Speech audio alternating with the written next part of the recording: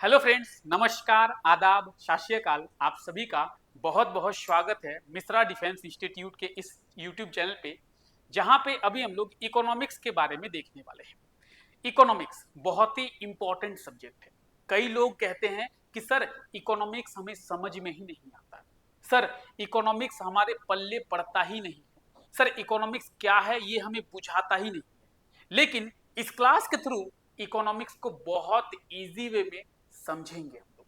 इस क्लास को करने के बाद आप लोग इकोनॉमिक्स के क्वेश्चंस के आंसर दे पाएंगे। इस क्लास को देखने के बाद आप कहेंगे नहीं सर इकोनॉमिक्स हमें समझ में आता है। तो बहुत ही इंटरेस्टिंग ये क्लास होने वाला है और इस क्लास में प्रॉपर इकोनॉमिक्स को बहुत ही अच्छे वे में समझेंगे। एक एक चीजें, एक एक अच्छे तरीके से चीजें आपको डिलीवर की जाएगी। खैर चलिए इस क्लास को शुरू करते हैं। इस क्लास की अगर बात करें तो ये क्लास सभी एग्जाम्स के लिए बेनिफिशियल रहने वाला है और इस क्लास में इकोनॉमिक्स को बहुत ही डिटेल में बात करेंगे। बेसिक से शुरू कर कर एडवांस तक हम लोग बात करेंगे।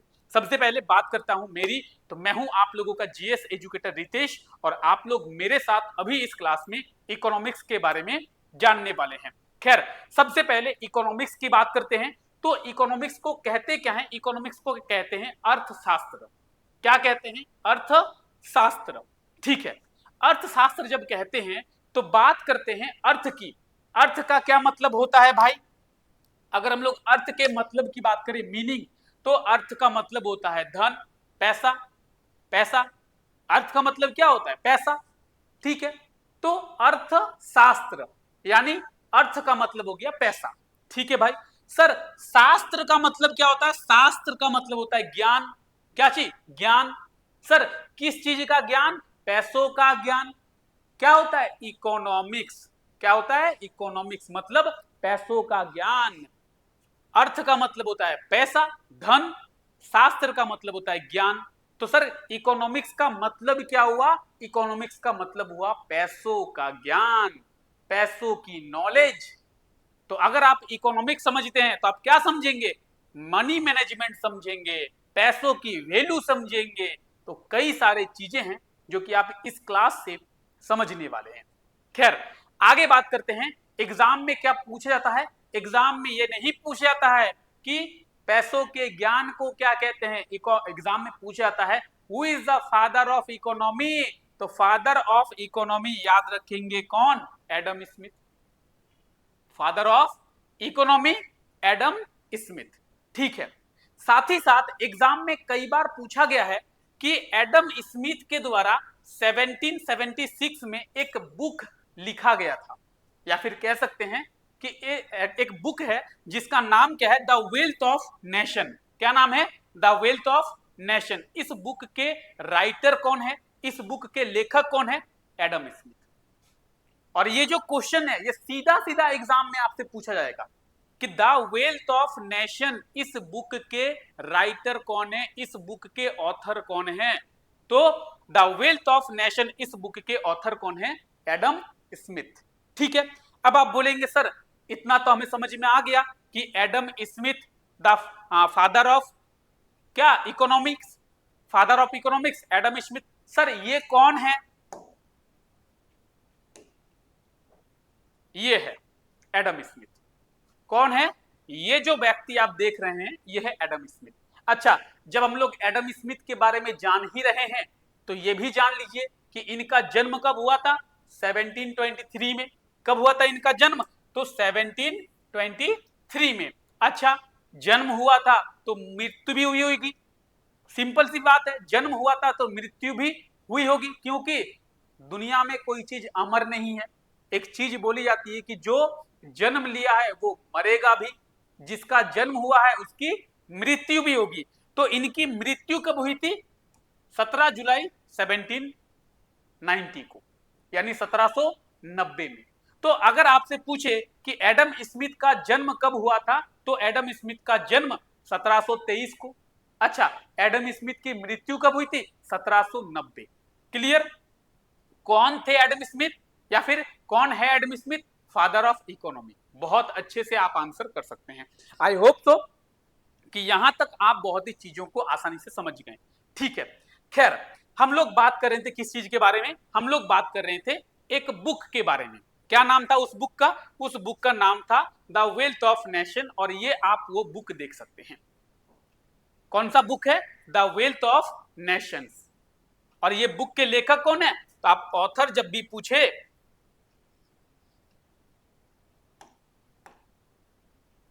क्या होगा? Adam Smith. ऑथर जब भी पूछे वो क्या होगा? Adam Smith. तो सिंपल सी चीजें आपको याद रखनी है। 2-3 पॉइंट आपको याद आ गया? क्या क्या? The father of economics Adam Smith, the wealth of nation इस बुक के ऑथर कौन है? Adam Smith. ठीक है, इस बुक को कब लिखा गया था? 1776 में। याद रखिएगा कब। अच्छा, आप लोग नोट डाउन करते हुए चलेंगे, ठीक है? सभी लोग नोट डाउन करते हुए चलेंगे, अपने नोट्स खुद बनाते हुए चलें। खैर, आगे बात करते हैं। आइए अब हम लोग इकोनॉमिक्स के बारे में बात करते हैं। देखिए, इकोनॉमिक्स जनरली दो टाइप की होती है। एक होता है मैक्रो, दूसरा होता है माइक्रो।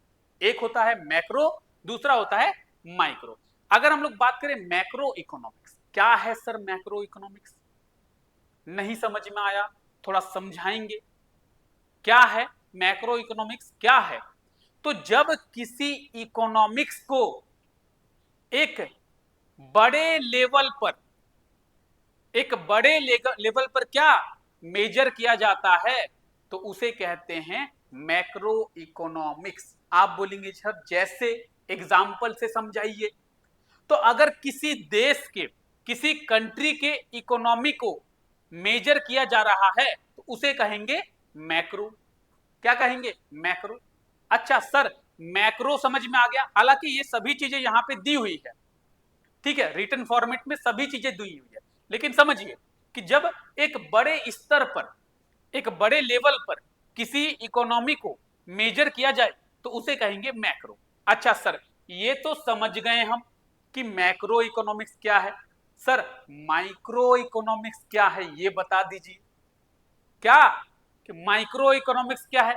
अच्छा, हम लोगों ने अभी देखा कि बड़े स्तर पर, बड़े लेवल पर अगर किसी इकोनॉमिक्स को मेजर किया जा रहा है तो वो हुआ मैक्रो। तो सर माइक्रो क्या हुआ? छोटे लेवल पर। माइक्रो क्या हुआ? छोटे लेवल पर। छोटे लेवल पर जिस इकोनॉमी को मेजर किया जाता है उसे कहते हैं माइक्रो।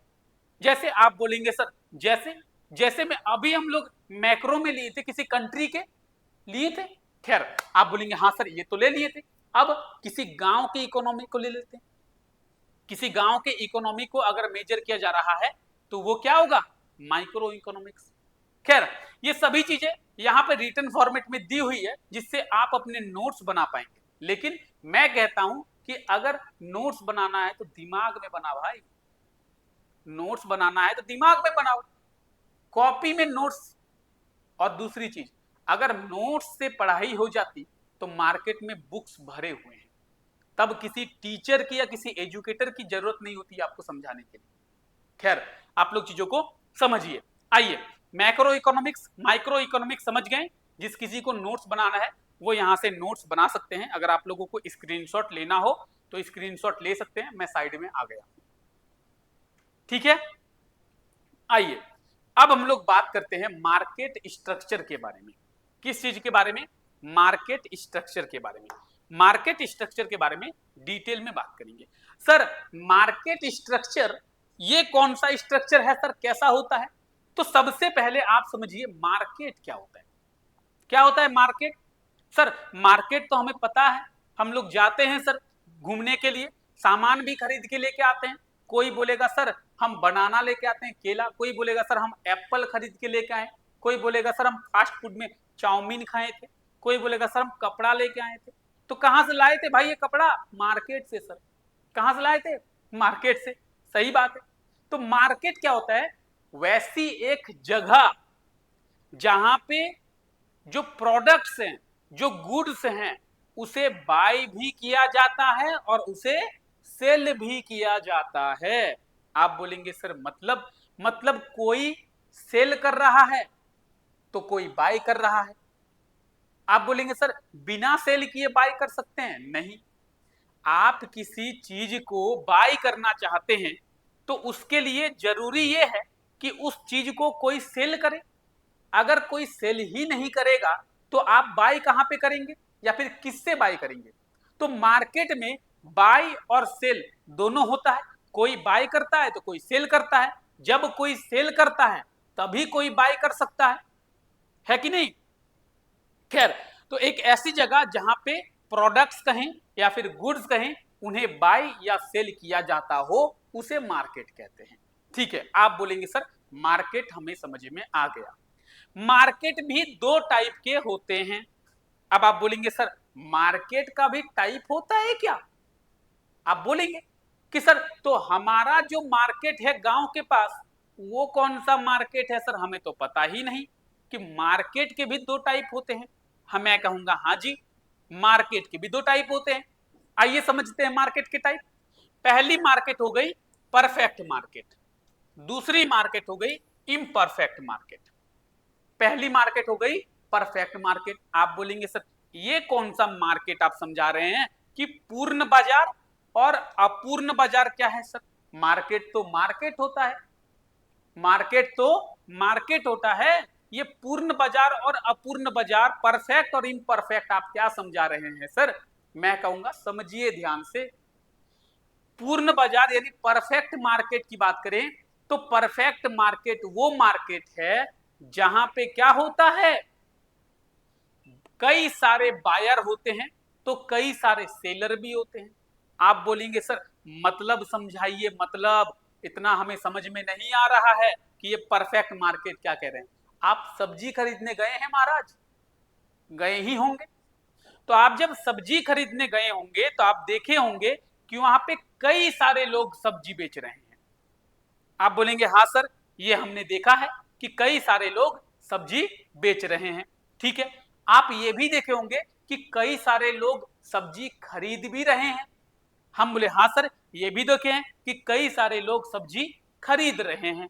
तो जब कई सारे लोग सब्जी बेच रहे हैं, कई सारे लोग सब्जी खरीद रहे हैं, उसे कहते हैं परफेक्ट मार्केट। यानी क्या? यानी सेलर भी बहुत सारे हैं और बायर भी बहुत सारे हैं।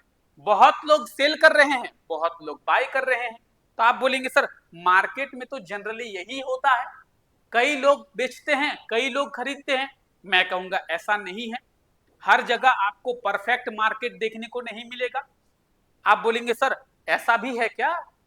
अरे बाबा ऐसा भी है क्या? इम्परफेक्ट मार्केट भी होता है क्या? दिखते हैं एग्जाम। चलिए बात करते हैं इम्परफेक्ट मार्केट की। आपको परफेक्ट मार्केट समझ में आ गया। अब हम लोग बात करेंगे किसके बारे में? अब हम लोग बात करेंगे इम्परफेक्ट मार्केट के बारे में। इम्परफेक्ट मार्केट में सबसे पहले होता है मोनोपोली, एकाधिकार।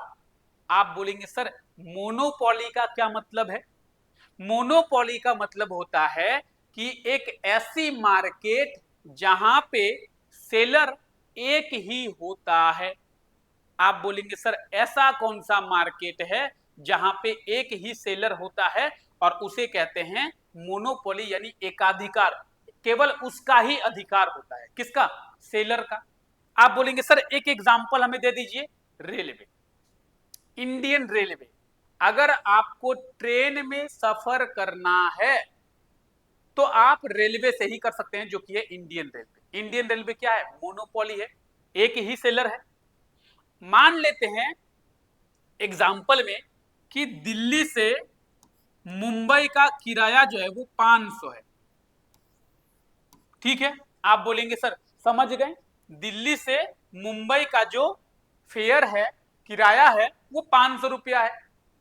हाँ ठीक है, इंडियन रेलवे के द्वारा इसे बढ़ा दिया गया और इसे कर दिया गया 700। अब दिल्ली से मुंबई का जो किराया है वो 700 रुपया कर दिया गया इंडियन रेलवे के द्वारा। आपके पास कोई चॉइस है कि नहीं सर इंडियन रेलवे के द्वारा बढ़ा गया है तो हम दूसरा ट्रेन से चले जाएंगे? जैसे अगर परफेक्ट मार्केट की बात करें, कई सारे लोग बेच रहे हैं, सेलर बहुत सारे हैं, तो अगर कोई आदमी है जो कि सेव 100 रुपया किलो दे रहा है और कोई दे रहा है 120 रुपया, तो आप बोलेंगे 120 रुपया में हम क्यों लेंगे, हम 100 रुपया में लेंगे, क्योंकि बहुत सारे लोग हैं जो कि सेल कर रहे हैं। लेकिन मोनोपोली में ऐसा नहीं है। मोनोपोली में एक ही व्यक्ति होता है, एक ही सेलर होता है, वो अपना अधिकार चलाता है।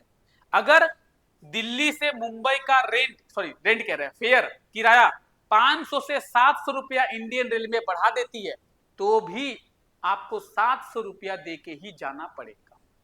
हालांकि गवर्नमेंट है, रेलवे गवर्नमेंट की है, तो वो ऐसा बढ़ाएगा नहीं, लेकिन बढ़ाती है तो आपको करना पड़ेगा। इसे कहते हैं मोनोपोली। इसे क्या कहते हैं? मोनोपोली, एकाधिकार। अभी आप लोग देखे होंगे क्या कि रिसेंटली जियो ने अपने प्राइस बढ़ा दिए।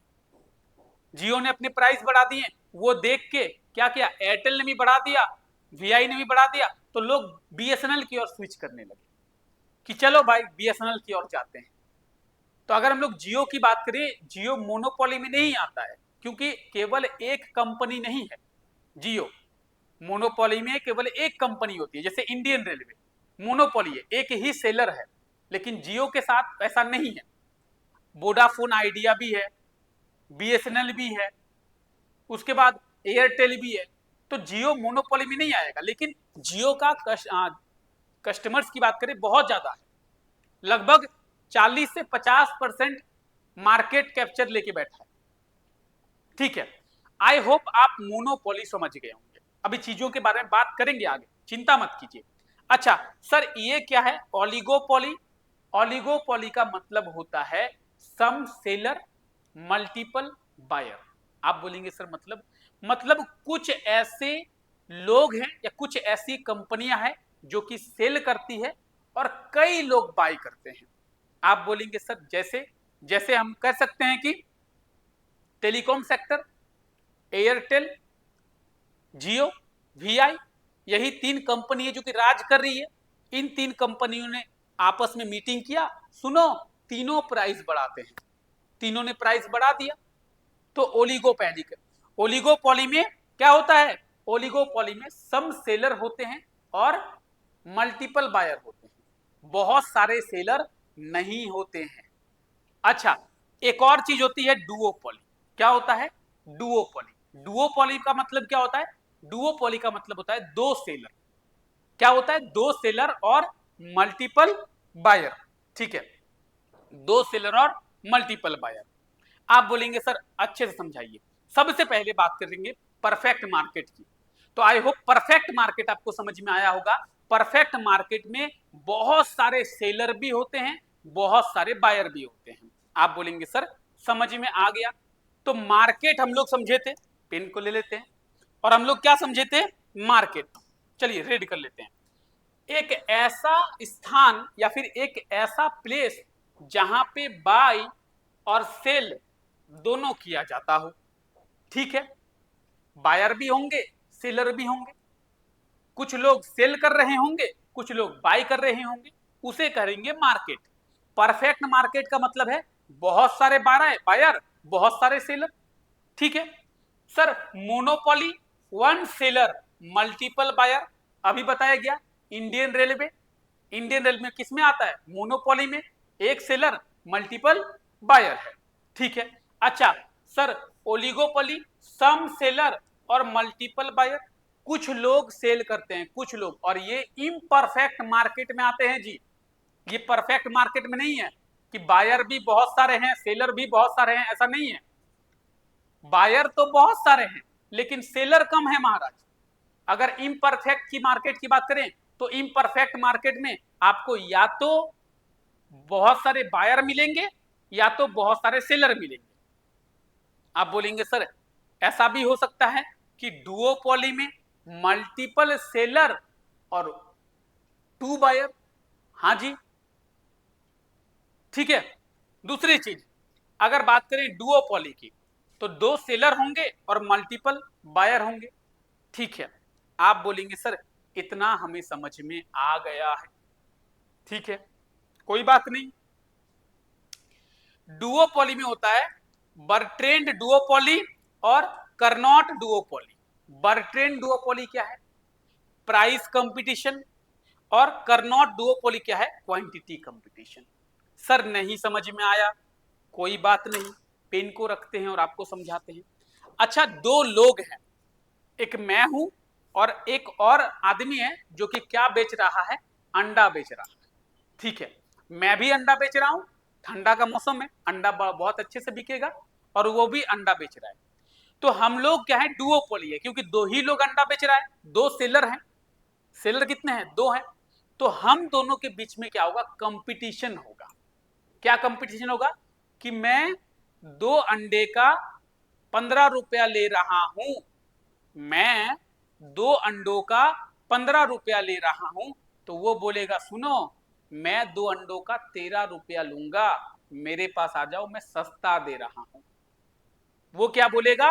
मैं 2 अंडों का 13 रुपया ले रहा हूं, मेरे पास से अंडे ले लो, मैं सस्ता दे रहा हूं। तो वो क्या हुआ? प्राइस कंपटीशन हुआ ना। प्राइस कंपटीशन यानी वो मेरे से सस्ता दे रहा है, प्राइस कंपटीशन हो रहा है, हम दोनों में हो रहा है। आप बोलेंगे हाँ सर, ये बर्ट्रेंड डुओपोली है, हमें समझ में आ गया। आप बोलेंगे सर और क्या? और ये होता है एक करनॉट डुओपोली। अब ये मतलब सर, मैं कहूंगा कि मैं 15 रुपये में 2 अंडे दे रहा हूं, तो वो बोलेगा सुनो, 15 रुपये में मैं भी अंडे दे रहा हूं, लेकिन 2 नहीं 3 दे रहा हूं, 3। तो आदमी उसके पास खरीदने जाएगा, तो उसे कहते हैं करनॉट डुओपोली, जो कि क्वांटिटी का होता है। किस चीज का होता है? क्वांटिटी का कंपटीशन होता है। किसमें? करनॉट में। आपसे अगर पूछे एग्जाम में कि प्राइस का कंपटीशन किस डुओपोली में होता है, तो बर्ट्रेंड में। और क्वांटिटी का कंपटीशन किस डुओपोली में होता है, तो करनॉट में। याद रहेगा? रहना चाहिए। सिंपल सी बात है, दो ही चीजें बनती है। अगर दो लोग सामान बेच रहे हैं तो उनमें क्वांटिटी और प्राइस दोनों का ही कंपटीशन होगा। या तो क्वांटिटी बढ़ा के देगा या तो प्राइस घटा के देगा। अगर बात करते हैं कि सेब की, 100 रुपये में मैं 2 किलो सेब बेच रहा हूं, तो सामने वाला क्या बोलेगा कि मैं 80 रुपया में 2 किलो दूंगा, तो मेरे से खरीद लो। प्राइस कंपटीशन हुआ, वो सस्ते में दिया। दूसरी चीज, मैं 100 रुपया में 2 किलो सेब दे रहा हूं, वो बोलेगा मैं 100 रुपया में 2.5 किलो सेब दूंगा। कितना दूंगा? 2.5 किलो सेब। तो क्या हुआ? क्वांटिटी का कंपटीशन। तो इसे ही कहते हैं बर्ट्रेंड डुओपोली और करनॉट डुओपोली। बर्ट्रेंड में प्राइस का कंपटीशन होता है और करनॉट में क्वांटिटी का कंपटीशन होता है। आई होप कि इतनी चीजें आपको समझ में आ गई होंगी। ठीक है, खैर हम लोग अगर आगे बात करें, आगे हम लोग बात करेंगे परफेक्ट कंपटीशन। ये क्या होता है? ये होता है परफेक्ट मार्केट का हिस्सा। ये हम लोग जितनी भी चीजें यहां पे देख रहे हैं ना, ये है कौन सी चीजें? ये है इम्परफेक्ट मार्केट। इम्परफेक्ट मार्केट में क्या होता है? सेलर और बायर मल्टीपल नहीं होते हैं, कि बहुत ज्यादा सेलर हैं और बहुत ज्यादा बायर है, ऐसा नहीं होता है इम्परफेक्ट मार्केट में, जिसे अपूर्ण बाजार कहते हैं। बहुत ज्यादा सेलर हैं और बहुत ज्यादा क्या है? बायर हैं, तो उसे कहेंगे हम लोग परफेक्ट मार्केट। परफेक्ट मार्केट में परफेक्ट कंपटीशन होगा। परफेक्ट मार्केट में परफेक्ट कंपटीशन क्या होगा? कि बायर जो है वो मल्टीपल रहेंगे और सेलर भी मल्टीपल रहेगा। यानी बहुत ज्यादा बायर रहेंगे तो बहुत ज्यादा सेलर भी रहेंगे। इसीलिए क्या होगा? परफेक्ट कंपटीशन होगा, लोगों के बीच में कंपटीशन होगा। जब बहुत ज्यादा सेलर रहेंगे, आम सब कोई बेच रहा है, गली मोहल्ले में आम बेच रहा है, तो आपका आम कब बिकेगा? जब आप सस्ता देंगे। तो कंपटीशन होगा लोगों में, उसे कहते हैं परफेक्ट कंपटीशन। आई होप कि आज के इस क्लास को आप बहुत ही अच्छे तरीके से समझ गए होंगे। फिर भी अगर आपको ऐसा लगता है कि नहीं सर हमें समझ में नहीं आया, तो इस क्लास को दोबारा से एक बार देख लें, आपको बहुत अच्छे से इकोनॉमिक्स समझ में आ जाएगा। नेक्स्ट क्लास में हम लोग टाइप्स ऑफ गुड्स देखेंगे। वस्तुएं, वस्तुएं कितने प्रकार की होती है। तो नेक्स्ट क्लास में हम लोग बात करेंगे टाइप्स ऑफ गुड्स, और एक एक चीजें आपको बहुत अच्छे तरीके से समझाया जाएगा। ठीक है, तो आई होप कि आज का ये क्लास आप लोगों को अच्छा लगा है। क्लास अच्छा लगा है तो क्लास को लाइक करना ना भूले, इस क्लास को अपने दोस्तों के साथ भी जरूर शेयर करें। मिलते हैं आप लोगों से नेक्स्ट क्लास में, तब तक के लिए जय हिंद, थैंक यू।